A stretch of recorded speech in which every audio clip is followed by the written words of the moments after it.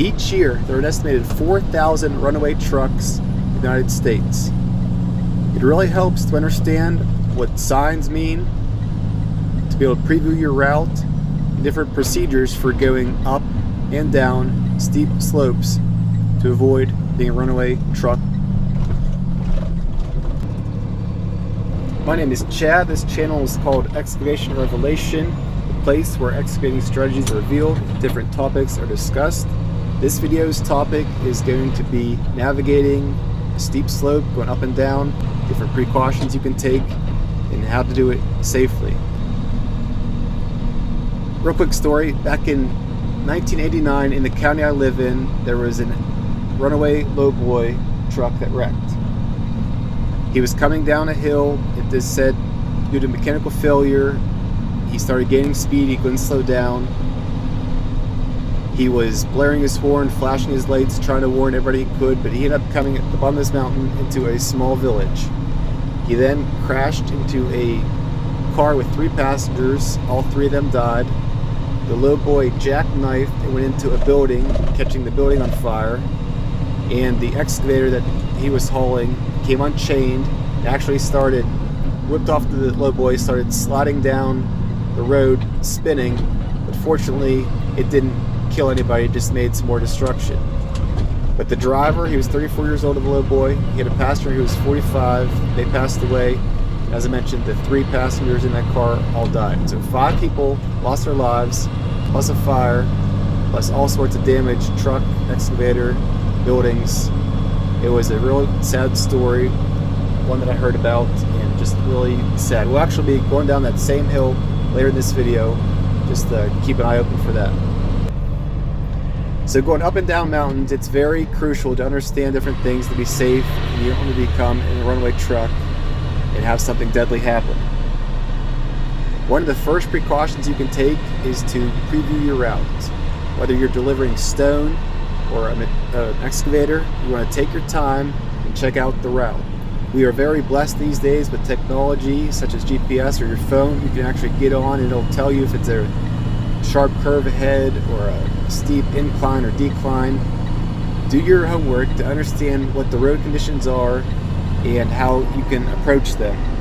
This might sound pretty simple, but it's also very important to understand what different signs mean.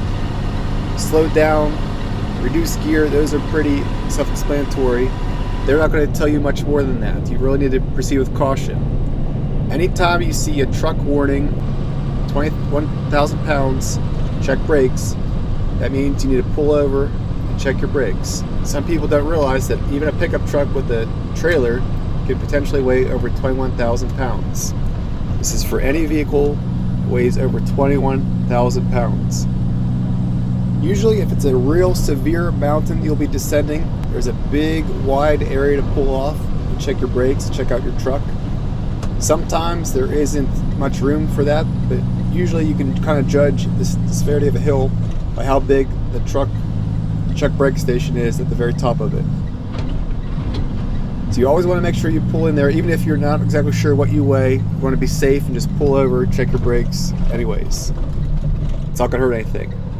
Come to a complete stop at the stop sign, and ideally get off out of the way and actually get out and check your truck over. Make sure your 4-ways are working, your brake lights. Do a simple inspection of your brakes, make sure that they're not hot already, your wheels aren't hot. Check to make sure they're properly adjusted, everything is connected. If you have a trailer, all your glide hands are nice and secure. Do a quick check at this time to make sure everything is good. Once you're ready to roll, a good rule of thumb is whatever gear you came up the hill in, you can use that to start down the hill in. You also want to use your jake brake. These are what jake brakes are designed for. This is where they really shine. Some have different settings, a high, medium, or a low, and depending how full you are or how heavy you are, you can use your discretion or how steep the hill is, whether you're in high range or low of your jake brake.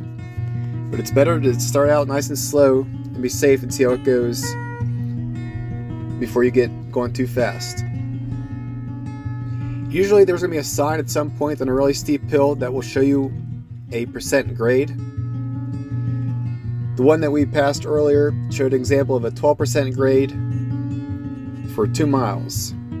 What this means is it's a percentage for every 100 feet that you travel horizontally, you'll be descending 12 feet vertically.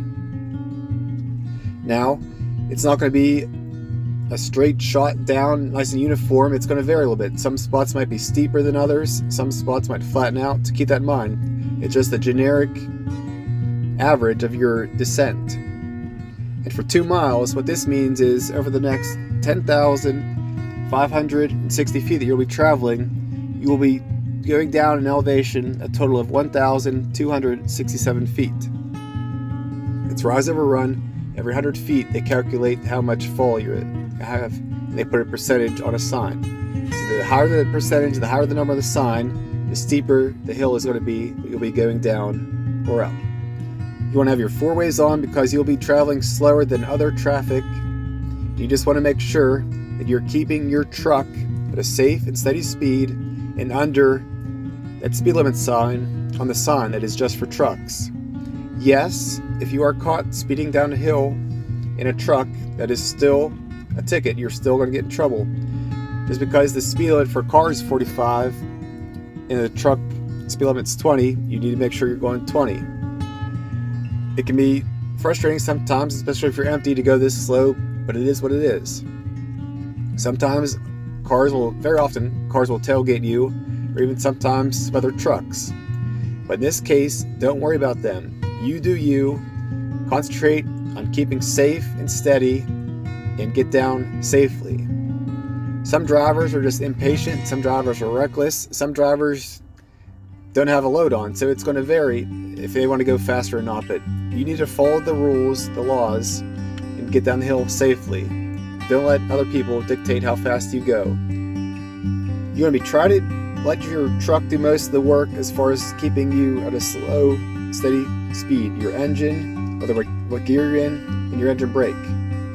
If you do need to apply the brakes at any point, slow and steady is the way to go about this. You want to avoid just jamming onto the brakes hard and letting off after a while. You want to just apply them gently and steadily.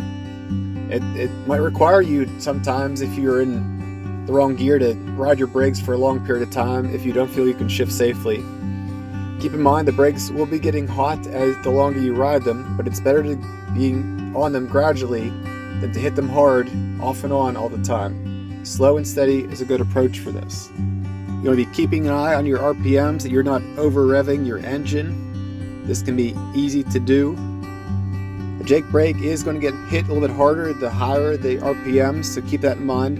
You still want to make sure that you're not over-revving your engine, which would cause maybe your engine overspeed or a fan belt to break, different issues. You just want to be nice and steady as you're descending the mountain. As you're going down, keep an eye out for other signs. Usually there's another spot for you to pull off, check your brakes. Usually this spot is not going to be as wide or as long, so just a quick pull off to make sure that you come to a complete stop to make sure your brakes are working is what this one is for. You will also usually see other signs for a runaway truck ramp. These are usually down toward the very base of the hill for extreme instances when you're out of control and you just can't come to a complete stop. These runaway truck ramps are made out of 2B gravel, and they're essentially almost like a sand pit. Once the truck travels into them, it's just going to start sinking and slowing down extremely fast. You might have seen a pickup truck or a Jeep in them at one point. Basically, any vehicle that goes into these runaway truck ramps is going to need pulled out. I've seen them before actually used. I've seen a big tractor trailer in one before. I didn't actually see it when it got in there, but I saw it stuck in there and had to be towed out. So they do get used. They are there for a reason, and it's for an emergency. Sometimes there's a little bit of a wide area right beside them too, but you want to avoid pulling off at the runaway truck ramp. Just to keep in mind, for the slim chance there is an emergency, the truck does need it, you want to keep that area open and avoid it. If you do have to pull off, just get off somewhere out of the way that a truck could still hit that ramp if they come down the hill out of control. Actually, the same mountain in that story that I referenced earlier where that truck wrecked, There is a runaway truck ramp in place on it now. Back in those days, it was not there. And actually, as the story goes, just a couple days before that, the residents in that town at the bottom of the hill had complained that there were safety concerns about trucks being out of control and that they were looking into this. One last note about these ramps. Keep in mind they're going to be different depending on where you are in the steepness of the mountain. Some of them aren't going to have room to have a long, gradual ramp. Some of them are going to be shorter, and they're going to have lots of barricades, usually barrels filled with gravel. But either way, they're going to do their purpose for slowing the truck down. Well, hopefully you found this video helpful. If anything needs clarified at all, or you want more in-depth information on anything, please leave a comment below. We'll try to get that answered for you. It's just very important to be safe out there trucking and pay attention to hills. Catch you next time.